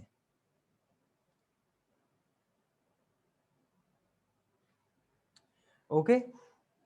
ये इसके कांस्टेंट की वैल्यू थी यहाँ पर। अब नेक्स्ट देख रहे हैं हम प्रोविजन फॉर विंड लोड क्या दे रखे हैं, रोड इंजीनियर ने अलग दे रखे हैं, मतलब रोड ब्रिजेस के लिए अलग हैं और उसके बाद रेलवे ब्रिजेस के लिए अलग हैं। एक चीज बच्चों में आपको यहाँ पर थोड़ा बताना भूल गया, वेट अ मिनट। हाँ, तो यहाँ पर अगर आप डायमेंशनल स्टेबिलिटी की बात करेंगे तो इस कांस्टेंट की भी खुद की कोई ना कोई यूनिट निकल जाएगी, क्योंकि जो वेलोसिटी है वो क्या हो जाएगी, किलोमीटर पर आर के हिसाब से डिनोट किया हुआ, किलोमीटर पर आर है तो क्या हो जाएगा, किलोमीटर पर आर स्क्वायर के हिसाब से हो जाएगा। लेकिन प्रेशर किस में लग रहा है, न्यूटन पर मीटर स्क्वायर में। तो डायमेंशन स्टेबिलिटी के लिए यहाँ पर इस कांस्टेंट की भी क्या आ जाएंगे, कुछ ना कुछ डायमेंशन आ जाएंगे, डायमेंशन लेस यहाँ पर ये नहीं रहेगा। ठीक है, तो रोड ब्रिजेस और रेलवे ब्रिजेस के लिए देखिए, रोड ब्रिजेस के लिए विंड का लोड का प्रोविजन क्या रहता है कि विंड प्रेशर कंसिडर फॉर किस किस चीज के लिए कंसिडर किया जाता है। ठीक है, कि विंड लोड को किस किस चीज के लिए कंसिडर करते हैं, तो क्रॉस गर्डर के लिए, ठीक है, लॉन्गिट्यूडनल गर्डर, इसके लिए क्रॉस गर्डर हो जाएंगे, तो क्रॉस गर्डर के लिए विंड को कंसिडर किया गया है। स्ट्रिंजर के लिए, जिन्हें स्ट्रिंजर नहीं पता यहाँ नहीं बताऊंगा, पिछला लेक्चर देखो आप। ठीक है, क्योंकि बार बार एक ही चीज को रिपीट करने का मतलब तो है नहीं, एक बार पढ़ो, नोट्स बनाओ, काम खत्म। ओके, तो स्ट्रिंजर के लिए मेन गर्डर लग रहे थे, जो मेन गर्डर है, उसके बाद क्रॉस गर्डर है, और जो स्ट्रिंजर है, स्ट्रिंजर आप उसी में जाकर देखिए, ओके, लास्ट लेक्चर में।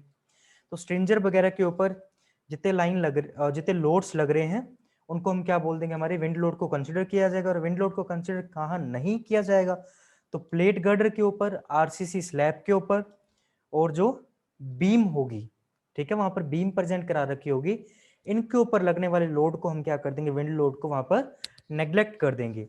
अब विंड लोड को लाइव लोड के अंदर भी कंसिडर किया जाएगा, मूविंग व्हीकल है लाइव लोड, उसके ऊपर भी कंसिडर करना है। और सबसे इंपॉर्टेंट पॉइंट जो कि आपको एग्जाम के अंदर लिखना ही लिखना है, ये नहीं लिखा तो विंड लोड के बारे में आपने कुछ भी नहीं बताया। तो विंड लोड को अज्यूम किया जाता है कि ये एक्ट करता है 1.5 मीटर की हाइट पर रोडवे के ऊपर। ठीक है, 1.5 मीटर की हाइट तक, जनरली 1500 mm इसको हम लेते हैं, mm को डायरेक्ट मीटर में कंसिडर किया हो। कुछ जगह आपको 1500 mm लिखा मिलेगा और कुछ जगह 1.5 मीटर लिखा हुआ मिलेगा। तो basically 1.5 metre above the roadway की हाइट पर उसको विंड लोड को कंसीडर किया जाता है। और अगर हाईवे ब्रिजेस की बात की जा रही है तो इसकी वैल्यू को डायरेक्टली कितना लिया गया है, 3 किलो न्यूटन पर मीटर स्क्वायर। ठीक है, 3 किलो न्यूटन पर मीटर स्क्वायर के हिसाब से।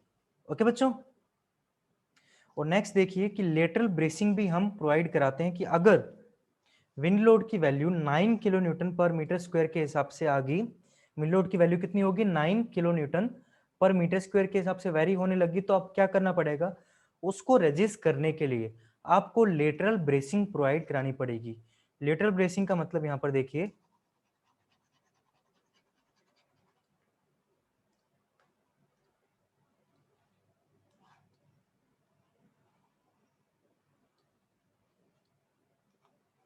ये मेरा ब्रिज था इस तरह से, ठीक है, इस ब्रिज के अंदर ये मैंने क्या लगा रखे हैं, सस्पेंडर्स। ये जो ब्लैक कलर है ना, इनको मैं क्या बोल रहा हूँ, सस्पेंडर, जिसकी हेल्प से मैंने डेक को लटकाया हुआ है। ये मेरा डेक है, डेक को मैंने हैंग कर रखा है वहां पर, सस्पेंशन ब्रिज की बात कर रहा हूँ, स्टील से बना हुआ।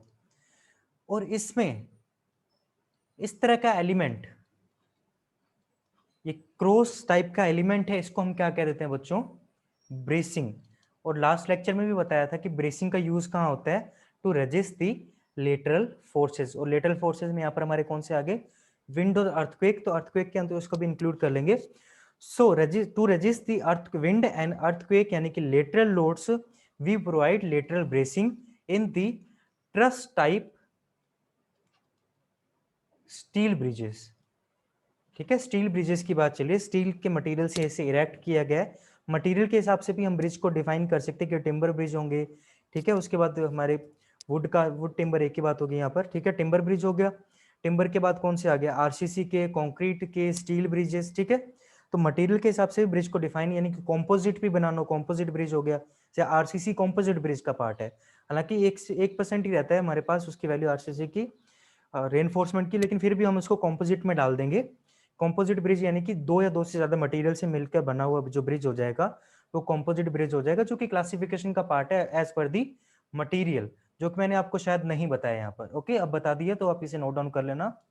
तो लेटरल अगर लोड हमें ब्रेसिंग प्रोवाइड करानी पड़ेगी कब, अगर विंड लोड ज्यादा हो जाए 9 किलो न्यूटन पर मीटर स्क्वायर से, यानी कि 9 किलो न्यूटन पर मीटर स्क्वायर से ज्यादा हो जाए। रेलवे ब्रिजेस के लिए देखिए, रेलवे ब्रिजेस के लिए क्या करना पड़ेगा, या तो इनके स्टैंडर्ड टेबल बनी हुई है, ठीक है, मेट्रोलॉजिकल रिकॉर्ड से देखोगे, यानी कि मौसम की जानकारी के हिसाब से, ठीक है, कि किस हिसाब से मौसम रहता है, उसके विंड लोड वगैरह कितने होते हैं, उसके हिसाब की जानकारी के हिसाब से, या फिर सूटेबल टेबल के हिसाब से हमारे को इनकी वैल्यूज दी होती हैं कि कितना विंड लोड को कंसिडरेशन लेना पड़ेगा। कोई भी विंड लोड को कंसिडर नहीं किया जाएगा अगर विंड प्रेशर है। ठीक है, विंड लोड को हम कंसिडर नहीं करेंगे अगर विंड प्रेशर की वैल्यू हमारे डेक पर लेवल पर एक्सीड कर रही है। ब्रॉड गेज की बात हो रही है, मीटर गेज, नैरो गेज। बीजी का मतलब क्या है? Broad gauge. एमजी का मतलब मीटर गेज। एनजी का मतलब नैरो गेज। और ये फुट ब्रिज। तो इस टेबल का बेसिकली मीनिंग है, फॉर ब्रॉड गेज ब्रिजेस अगर हमारे पास विंड प्रेशर की वैल्यू 1.5 किलो न्यूटन पर मीटर स्क्वायर से कम रहती है तो वहां पर कोई भी विंड लोड का कंसिडरेशन नहीं किया जाएगा। ओके, ठीक है बच्चों। जैसे यहां पर आपको एक चीज का क्या ध्यान रखना है, जैसे कुछ जगह तो आपको क्या दे रखा होगा, विंड का प्रेशर दे रखा होगा। जब विंड प्रेशर दे रखा होगा न्यूटन पर मीटर स्क्वायर के हिसाब से, एरिया के ऊपर विंड का प्रेशर होगा। और जब लोड की कंसिडरेशन करना होगा, लोड किसके लिए आपको दिया होगा, for calculation of loads for design purpose. और आपको पता है लोड जनरली किस में होता है, इंटेंसिटी के हिसाब से। इंटेंसिटी किस में आ जाती है, किलो न्यूटन पर मीटर में। तो आपको वहां पर ध्यान रखना है कि कहां पर विंड लोड की बात की गई यानी कि किलो न्यूटन पर मीटर की बात की गई है, और कहां पर विंड प्रेशर की बात की गई है यानी कि किलो न्यूटन पर मीटर स्क्वायर के हिसाब से बात की गई है। ठीक है, तो यहाँ पर ये किसकी बात हो रही है, अभी विंड प्रेशर के पीछे विंड लोड की बात हो गई थी, शायद मैंने वहां पर मीटर मीटर स्क्वायर बोल दिया था बार बार। तो विंड लोड के ऊपर जब बात करूंगा मैं, तो मैं किलो न्यूटन पर मीटर के हिसाब से बात करूंगा। ठीक है, तो अगर विंड प्रेशर की वैल्यू 1.5 किलो न्यूटन पर मीटर स्क्वायर से कम है फॉर ब्रॉड गेज, तब आपको कोई लोड कंसिडर नहीं करना। मीटर गेज में अगर 1 से कम है तो कोई लोड कंसिडर नहीं करना। फुट ब्रिज में 0.75 से कम है तो आप विंड लोड को कंसिडर नहीं करोगे in the case of railway bridges. अब रेल के अंदर आप सोच रहे होगे कि सर रेल के ऊपर फुट ब्रिज कैसे बनाए। तो बेटा रेल के ऊपर अगर रेलवे स्टेशन गए हो तो वहां पर फुट ब्रिज देखे होंगे ना आपने। पहले रिवेटेड कनेक्शन वाले बनते थे, अब कॉम्पोजिट बनने में लग गए हैं। तो वो वाले फुट ब्रिज की बात हो रही है। ओके, और जिन्हें नहीं पता ब्रॉड गेज वगैरह क्या होते हैं, तो ब्रॉड गेज देखिए यहाँ पर 1676 की जो लेंथ का जो पासेज वे होता है। ठीक है, जो रेल्स चल रही होती हैं, एक्चुअली रेल इन्हें बोला जाता है। ये जो एलिमेंट होते हैं ना, आई सेक्शन, पटरी बोलते हो जिन्हें आप, वो बोला जाता है रेल्स। तो इन रेल के बीच की सेंटर टू सेंटर डिस्टेंस, कौन सी distance, centre to centre distance, अगर 1676 यानी कि 1676 हो जाए, तब तो उसे बोल देंगे ब्रॉड गेज। मीटर गेज का मतलब क्या हो जाएगा, 1000। और नैरो गेज का वैल्यू वेरी करती है 610 से 760 के अराउंड। नैरो गेज के लिए मैं श्योर नहीं हूं वैल्यू के लिए, आप गूगल करके भी देख सकते हैं। अप्रोक्सीमेट वैल्यू यही रहेगी। यहाँ पर मैं लिख लेता हूँ नैरो गेज के लिए कि अप्रोक्स वैल्यू जो है मेरी नैरो गेज की, वो इसके अंडर में ही रहेगी, इसके बीच में ही रहेगी। तो ये थे हमारे पास ब्रॉड गेज, मीटर गेज और नैरो गेज के लिए। ओके, तो इनके ऊपर अगर लगने वाले लोड्स की प्रेशर की वैल्यू इससे कम होगी तो कोई भी विंड लोड को आपको कंसिडर नहीं करना। ये लोड्स की कंसिडरेशन करेंगे जब हम डिजाइन एक्सपेक्ट ऑफ रेलवे और रोड ब्रिजेस की स्टडी कर रहे होंगे। तो बच्चों आज के लिए इतना ही। आपको कहीं पर कोई भी डाउट आता है तो सिंपली कमेंट सेक्शन के अंदर लिख दें, उसे नेक्स्ट हमारे जो भी लेक्चर आएगा हम उसे रिजोल्व करने की कोशिश करेंगे। तो आज के लिए बच्चों इतना ही। होप सो आपने सेशन को एंजॉय किया होगा। So thank you for watching the video.